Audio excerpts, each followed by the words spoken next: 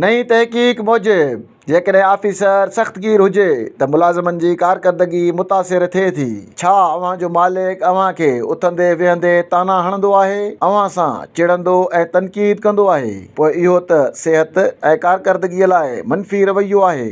अहिड़ी सूरत हाल में मुलाज़िमनि में पाण मुरादो अॻिते वधी कमु करणु ऐं कम खे बहितर बणाइण जी सलाहियत घटिजी वेंदी आहे। अहिड़ी सूरत हाल में कहिड़े क़िस्म जा मुलाज़िम वधीक मुतासिर थींदा आहिनि? नौकरी बचाइण जी सोच रखंदड़ मुलाज़िम घटि, जॾहिं त कम में अॻिते निकिरण वारा वधीक मुतासिर थींदा आहिनि। ऐं जॾहिं मालिक बीमार हुजे या मोकलनि ते हुजे त छा अव्हां ख़ुशि थींदा आहियो? लिंक्डइन जे हिकु तहक़ीक़ में कुझु माण्हुनि खां जॾहिं इहो सवाल कयो वियो त 88% जो जवाबु हा हुयो। वधीक तहक़ीक़ में माण्हुनि ॿुधायो त मालिक जी सख़्तीअ सबबि सिहत ख़राब थिए थी।